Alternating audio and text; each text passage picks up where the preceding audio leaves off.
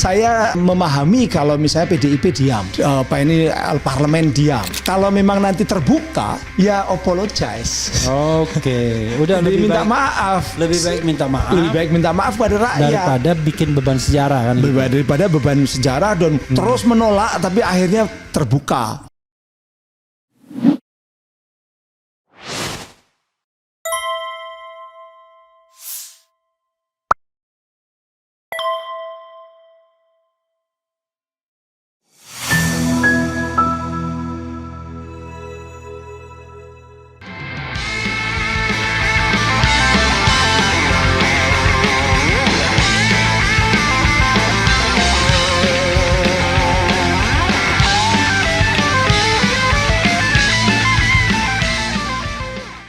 Ya itu artinya dia mencoba untuk suatu hal perbuatan itu dijala dengan banyak sekali pasal dan pasal-pasal yang dipakai itu adalah pasal-pasal yang sanksinya di atas 5 tahun semua untuk menahanan. Dan itu memang udah menjadi semacam fenomena yang seringkali kenapa pasal 27 ayat 3 yang sekarang jadi 27A itu kenapa jadi 2 tahun? Gara-garanya sering dipakai dulu untuk nahanin orang dari sejak Prita Mulyasari sampai kasus-kasus yang ada di Surabaya, di Jakarta, di mana-mana, di Makassar gitu loh. Nah, masalahnya Prof tadi saya mau ngomong apa? Lupa saya. Jadi saya ingin setelah melihat fenomena ini ya, apa appeal Prof terhadap penyelesaian masalah ini? Orang mengatakan, wah ya udah hadapi aja pengadilan, kayak dia paham pengadilan kayak bersih aja, pengadilan tidak berpihak kan? Kalau sudah kasus-kasus begini kan kita tahu lah behind this skenario-nya. Nah, cuma kira-kira apa advice Profesor kalau seandainya misalnya disuruh menyelesaikan soal ini dengan cara sebaik-baiknya dan setataatnya pada aturan hukum? Iya, kalau saya pertama memang benar sekarang ini saya ini udah punya pengalaman berkali-kali menjelaskan di pengadilan juga kadang-kadang hakim kelihatan mantuk-mantuk begitu ya, tanya tiba-tiba putusannya beda. Tidak sama sekali tidak mendengarkan pendapat totally different dan itu berkali-kali ya. Artinya kayak kemarin juga begitu kan kasusnya di Rut ASDP kan walaupun Prof Renald Ghazali menjelaskan dengan berbusa-busa di pengadilan tetap aja kena 4,5 tahun baru kemudian presiden yang turun kan begitu kan. Presiden yang turun untuk memberikan rehabilitasi. Nampaknya memang ini juga seperti itu. Kalau nanti sampai ke pengadilan dan jangan berharap pengadilan itu akan bisa fair seperti yang kita ucapkan tentang pasal-pasal itu maknanya seperti itu. Ini pasal yang keliru penerapannya. Tapi berkali-kali saya ketemu sama berbagai hakim, nampaknya mereka itu ya sulit untuk diberitahu, gitu kan? Dan ada semacam jurisprudensi bahwa pasal-pasal itu dikenakan sekenanya aja. Iya, pokoknya. Ya kayak tadi kasusnya Habib Rizik dan sebagainya itu. Ya seperti itu yang terjadi. Makanya lalu masyarakat tuh perlu juga menjaga ini supaya benar-benar siapa hakimnya. Jadi pengertian menjaga itu betul-betul kita ngawasi. Kita marking ya. Kita ngawasi. Jadi sesuatu itu kalau diawasi oleh publik yang kita terlibat itu kan lebih hati-hati. Iya. Tapi kalau sampai ini yang udah diawasi, kita perlu tahu sebenarnya hakimnya siapa, ahlinya siapa. Kadang-kadang Mas Bung Refli, saya tahu bahwa undang-undang ITE ini seringkali diterapkan secara salah. Ahlinya itu ahli-ahli yang sudah langganan sama mudah untuk memasukkan pasal-pasal itu. Jadi kelihatannya ahlinya itu ahli yang dipesan untuk bagaimana cara mencari agar orang ini masuk. Nah itu perlu juga diungkap ke publik supaya universitasnya atau kampusnya tahu bahwa ahlinya ini ngawur berbeda dengan minimal berbeda dengan Henry Subiakto bisa begitu loh. Gitu loh. Ini siapa gitu loh. Jadi perlu diungkap ini ahlinya siapa yang diundang, kemudian jaksanya dan juga hakimnya untuk bagian dari kontrol. Oke, jadi menarik untuk terutama untuk kasus-kasus yang besar seperti ini. Kasus RRT ini ya. Jadi Prof, kalau Prof kemudian diajukan sebagai ahli bersedia, Prof? Saya yang yang kasus ecek-ecek aja saya bersedia kok, karena kasusnya? karena saya tujuannya bukan karena saya itu katakanlah ya saya membantu Mas Rudi Kamri, bukan karena saya kenal Rudi Kamri, tapi saya ingin mendudukkan bahwa undang-undang ITE ini jangan dipakai sembarangan. Jangan dipakai sesuai dengan selera penegak hukum yang sudah punya relasi-relasi dengan elit atau dengan kekuasaan gitu loh. Tapi undang-undang ITE ini tujuannya adalah apa? Untuk menjaga benar-benar supaya informasi elektronik itu tidak disalahgunakan, tidak ada misuse di dalam penggunaan komputer dan jaringan komputer kan begitu kan. Tapi bukan berarti bahwa ini bisa dipakai untuk mengkriminalkan orang secara sembarangan. Nah, saya biasanya masuk ke situ, masuk untuk mendudukkan undang-undangnya. Apalagi ini terkait dengan tadi kebutuhan Indonesia memang masyarakatnya udah butuh tahu sebenarnya presidennya itu kayak apa aslinya. Ini kan keingintahuan masyarakat sekarang tinggi sekali. Saya mengikuti hak untuk mendapatkan informasi jadinya. Iya, ini people's right to know, hak masyarakat untuk mendapatkan informasi. Dan sekali lagi bahkan mungkin negara ini membutuhkan sebuah solusi undang-undang hukum yang untuk supaya tidak terjadi konflik. Yaitu mau tidak mau adalah membuka informasi itu, membuka ijazah itu seperti apa aslinya. Jangan dikorbankan hanya gara-gara satu ijazah atau kata satu hal itu. 8 anak warga negara terancam. Seluruh warga negara terancam atau katakanlah akan terjadi konflik besar. Ini kan terjadi konflik besar. Minimal sekarang udah terjadi di medsos ya. Tapi kan bisa juga itu yang namanya digital outrage, kemarahan digital di medsos itu kemudian terimplementasi di dunia fisik kan bisa terjadi. Ya kalau ada pemicunya, misalnya ada bentrokan di pengadilan atau apa, itu bisa. Makanya ini kearifan negara, ini perlu sekali.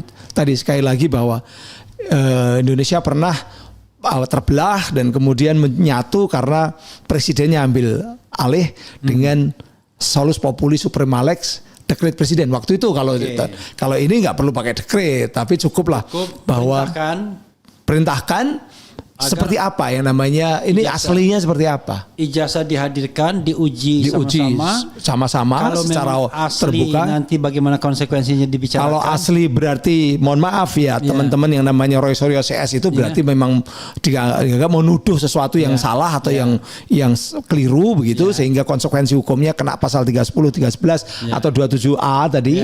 27A lah katakanlah yang tepat. Pokoknya di bawah 5 tahun semua itu tapi. Ya, tapi kalau katakanlah kalau ternyata ijazahnya yang bermasalah tidak asli, ya ada konsekuensi hukumnya. Nah, ada konsekuensi hukumnya. Nanti dikasih gerasi amnesti apa itu soal itu urusan lain, tapi jelas itu melanggar 263 KUHP.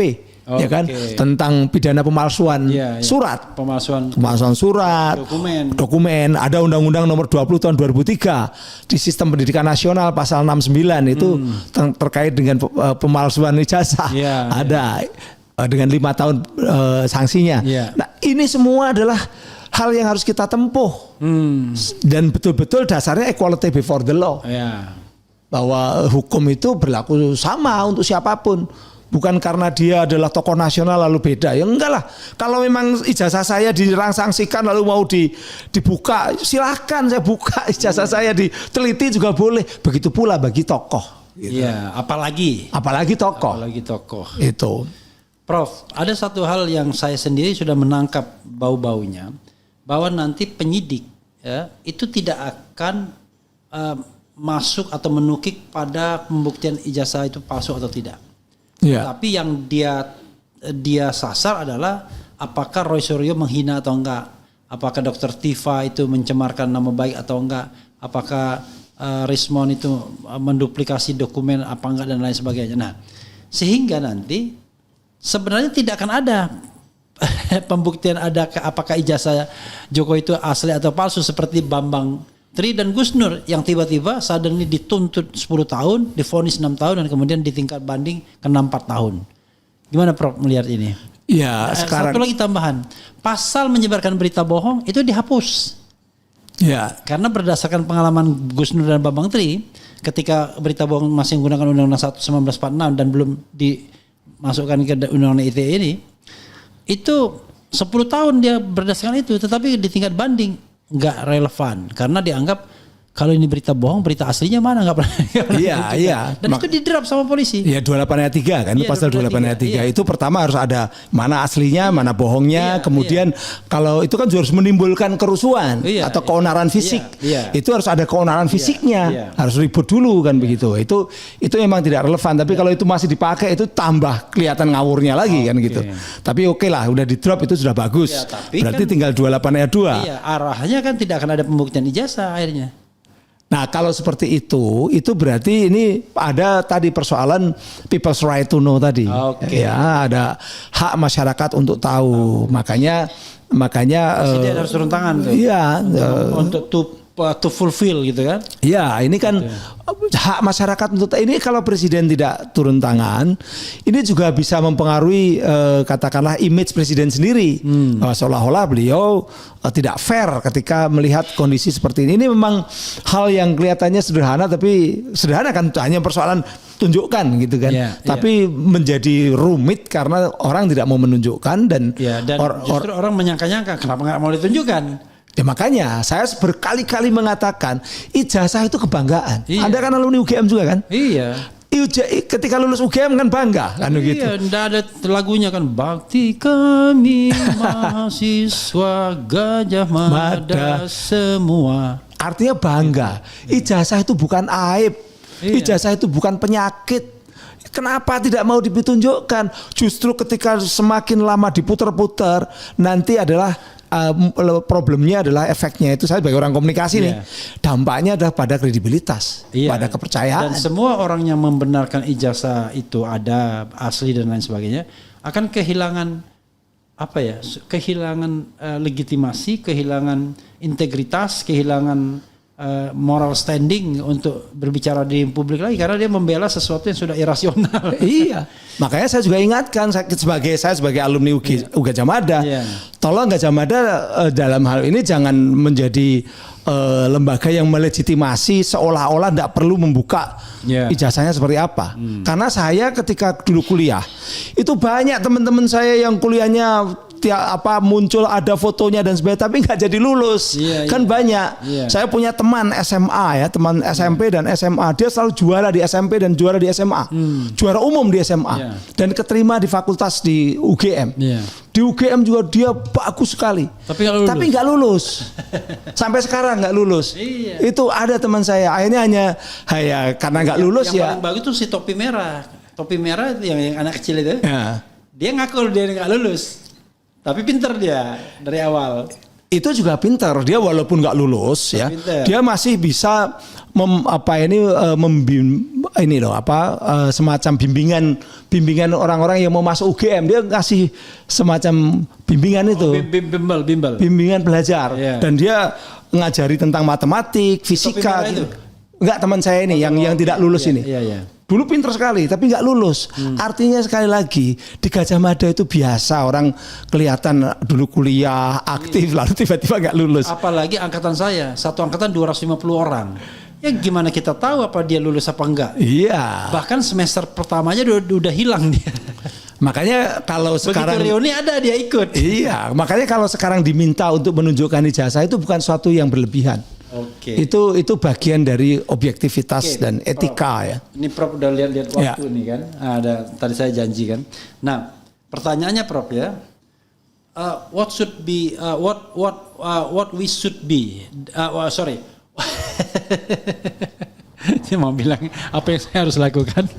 What we should be should do ya kan. Apa yang harus kita lakukan? Ya kalau sekarang sebenarnya kita sudah dengan mengkritisi, mengingatkan kepada polisi, kemudian menyarankan supaya Pak Jokowi membuka sajalah ijazahnya. Kalau Bapak tidak membuka ijazah, justru Bapak akan semakin kehilangan kredibilitas. Bukan hanya Bapak yang kehilangan kredibilitas, institusi yang selama ini mendukung kayak misalnya kayak UGM juga bisa kehilangan kredibilitas kalau tanpa ada dibuka. Karena kenapa tidak dibuka? Alasan apa lagi? Mau nunggu ribut, mau nunggu katakanlah ada benturan-benturan. Kalau saya konkret aja, kalau memang ijazah Pak Jokowi itu memang palsu, misalnya ya, karena itu dia resisten untuk membukanya, udah saya himbau aja ke Pak Prabowo. ya kan? Sudah, yang penting adalah telling the truth, ya kan? Seperti rekonsiliasi Komisi Kebenaran dan Rekonsiliasi itu. Dia telling the truth, oh ya saya nggak punya ijazah, memang ijazah ini palsu, tapi kemudian dimaafkan. Kalau dalam krisis komunikasi, dalam ilmu komunikasi, kalau terjadi sesuatu yang ketidakpastian, kemudian ketidakpercayaan, itu memang harus telling the truth, honestly, harus jujur. If you are at fault, apologize. Jadi kalau salah ya minta maaf. Dan publik pasti akan muncul yang menerima kesalahan itu, atau ya logis ada yang nolak itu pasti. Tapi presiden sebagai kepala negara yang punya constitutional right, kan baru saja ngasih rehabilitasi, abolisi, amnesti, kan bisa dia memberikan itu. Dulu diadili dulu Bill Clinton ketika ketahuan selingkuh sama Monica Lewinsky itu, apa yang dilakukan? Dia telling the truth, kemudian ngomong honestly apa adanya, lalu dia minta maaf. Lalu malah dapat simpati. Malah justru dapat simpati. Menang lagi. Dia menang lagi, minta maaf kepada istrinya, minta maaf kepada anaknya, minta maaf kepada masyarakat yang mendukungnya, malah dapat simpati. Tapi kalau dia tetap menyembunyikan, itu menunjukkan bahwa ini kayaknya tidak ada yang memberikan nasihat dari sisi komunikasi. Karena komunikasi itu tadi bahwa justru orang kalau ada sesuatu yang keliru, salah, itu harus apologize, minta maaf. Gitu. Oke, Prof. Terima kasih banyak. Mungkin Prof membutuhkan untuk closing statement. Silakan, Prof.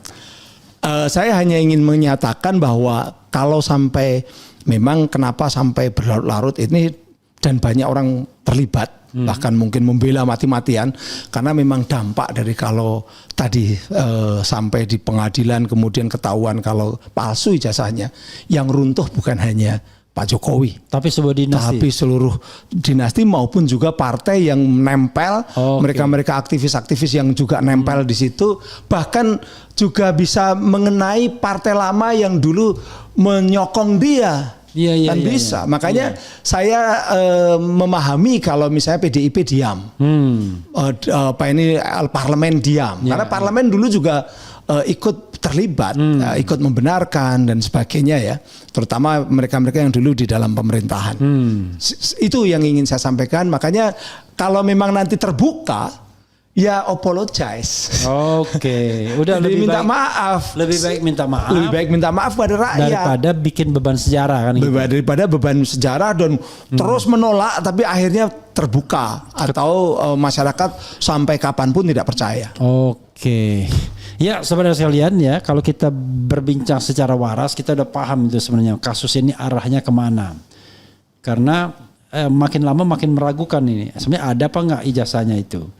Tetapi kalau misalnya ada, kenapa nggak ditunjukkan? Kalau tidak ada, ya kenapa nggak minta maaf, kan begitu? Daripada kemudian mengkriminalisasikan anak bangsa, apalagi orang-orang yang cerdas.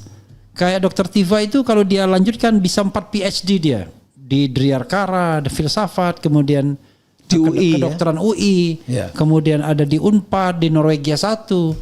Kan tertunda konon gara-gara ini juga kasus ini. Roy Suryo itu seorang doktor, Rismond itu seorang dokter. Masa yang masuk penjara manusia-manusia berkualitas, sementara yang tidak berkualitas kutu kupret dikeluarin. Mudah-mudahan ini bukan hanya playing the game, tiba-tiba nanti Prabowo, ya udah biarin aja, nanti ujung-ujungnya gue kasih rehabilitasi juga. Karena kalau penegakan hukumnya begitu terus, ya ongkos sosialnya agak tinggi juga jadinya kan. Orang udah bentrok duluan, udah apa duluan.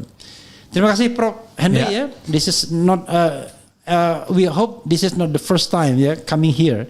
Jadi besok kalau kita ada yang lebih detail lagi, ya saya akan undang lagi karena butuh pencerahan dari mantan termul. Tapi dia udah klarifikasi bahwa beliau bukan termul karena beliau menjadi staf ahli Menkominfo, sekarang Komdigi. Menkominfo itu sejak era pemerintahan Presiden SBY pada tahun 2007. Oke, makasih Prof ya. Ya. Oke Prof.